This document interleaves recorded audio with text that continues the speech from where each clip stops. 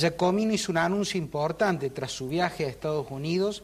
Determinó que Inbyron no reúne las características suficientes, el conocimiento, la solvencia técnica, incluso se llegó a hablar hasta de que no reuniría la solvencia económica. Esto lo planteó concretamente la oposición y usted fue una de las voces que se alzó en contra de Inbyron en su momento.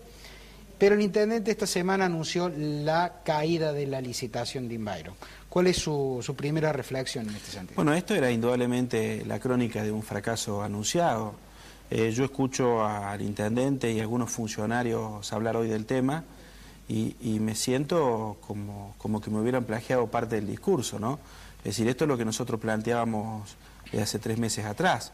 Sentíamos que no estaban dadas las condiciones, habíamos hecho un análisis exhaustivo del pliego y de lo que estaba ofreciendo Inbyron en consecuencia de ese pliego, y veíamos que estaba muy lejos de tener una oferta que cumpliera incluso con el pliego autoimpuesto, porque convengamos que ese pliego no pasó por el Consejo Deliberante, lo elaboró la propia CRECE a sugerencia del intendente.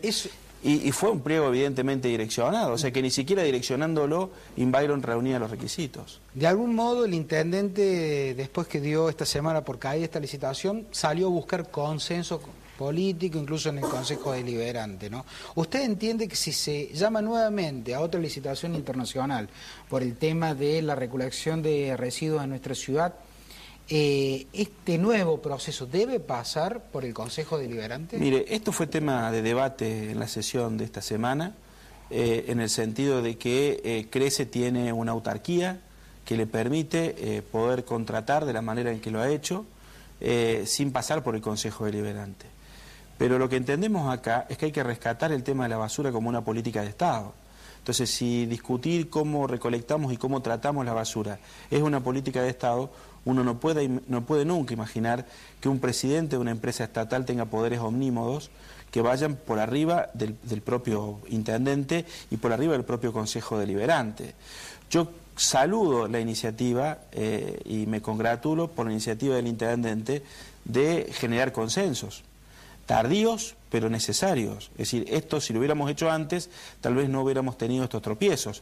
Pero bueno, nobleza obliga, lo hace hoy. Perfecto, recompongamos relaciones entonces con todo el arco opositor y pongámonos a diseñar una política de Estado. Porque indudablemente algo hay que hacer con la basura. Nosotros el 22 de julio presentábamos una propuesta de un hotel céntrico respecto a cómo encarar la problemática ambiental. Es decir, que no solamente hemos ofrecido críticas, sino que además hemos trabajado en propuestas. Sí me preocupa que por ahí se priorice el debate de dónde ponemos la basura, o si lo hacemos dentro del ejido o fuera, sin siquiera saber qué tipo de sistema de tratamiento vamos a tener. Es decir, acá hay que buscar generar una licitación abierta, lo suficientemente transparente y participativa que permita que todas las empresas interesadas, con todas las metodologías posibles, reciclado, biodiesel, gasoil sintético, biogás, desgasificación, las que sean, ofrezcan alternativas.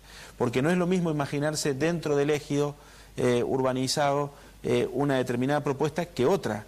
Como no es lo mismo poner fuera del ejido de una zona rural una determinada propuesta que otra. Es decir, creo que no podemos cometer 2 errores básicos. 1, volver a improvisar. 2, volver a actuar sin consensos. Creo que esto es lo que hay que buscar. Yo creo que hay que ser honesto y hay que decir que no es únicamente la gestión de Giacomino la gestión que no pudo resolver el problema de la basura.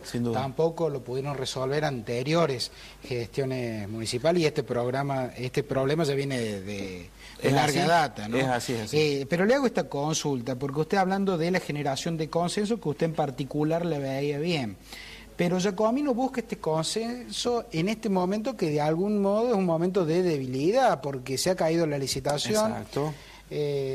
¿Hay voluntad política de acordar y de generar consenso con el intendente? Mire, yo he percibido de todos los concejales, incluso de los que hemos sido más críticos, una actitud constructiva, porque en realidad acá en el medio hay rehenes. Esos rehenes son los vecinos, que tienen que tener resuelto el problema de la basura en el corto plazo.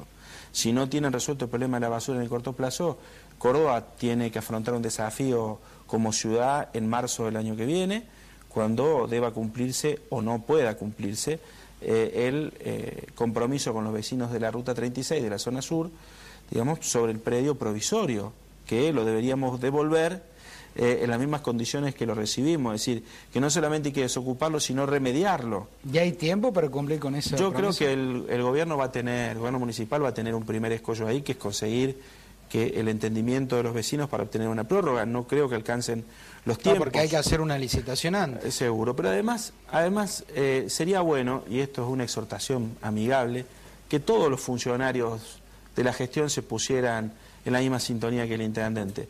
Mire, por un lado el intendente llama al consenso, y yo lo escuchaba a cámara en un programa de esta misma casa decir que algunos concejales habíamos sido oportunistas, nos habíamos colgado de las bolsas de la basura para ser más conocidos.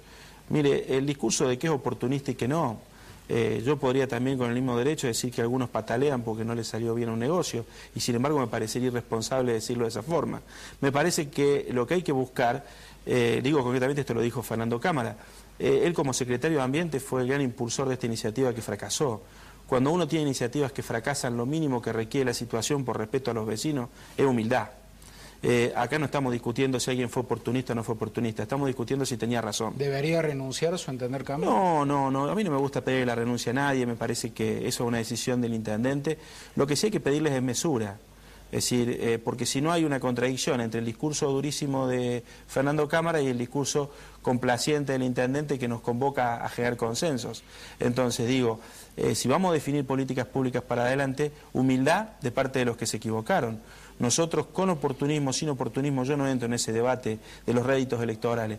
Entro en el debate de si teníamos razón o no teníamos razón. Cuando decíamos que el pliego estaba direccionado y que no cumplía Inbyron con las condiciones, ¿teníamos razón o no teníamos razón? Cuando decíamos que el viaje era innecesario porque no iban a descubrir nada nuevo, que Inbyron no tenía experiencia en estas metodologías, ¿teníamos razón o no teníamos razón? Y tuvimos razón en ambos casos. Entonces creo que, me parece, rescatemos lo positivo de esta semana. No nos quedemos con lo negativo. Lo positivo es que los cordobeses, en su conjunto, con acciones de distintas entidades, pudimos frenar algo que hubiera sido un papelón, y un papelón con muchísimo riesgo para la salud de la población. Segundo, el intendente asumió el desafío de reconocer ese error y convocar a un consenso. ¿Va a ir al consejo? ¿Lo han convocado? ¿Lo han llamado al consejo? Se ha votado, sí, por supuesto, la decisión mayoritaria es que concurra al Consejo, y yo espero que lo haga. No han tenido respuesta todavía. No, está hecho el pedido, pero además creo que sería una buena oportunidad para Giacomino. Creo que él debe tener claro que todos vamos a actuar con mesura, con el compromiso que implica desde el punto de vista político dar un debate de esta naturaleza. Pero estaría muy bien que esta actitud de Giacomino, que vuelvo a repetir, es tardía, pero que no deja de ser importante de destacar, de asumir el fracaso y convocar el consenso, se derrame sobre el resto de los funcionarios.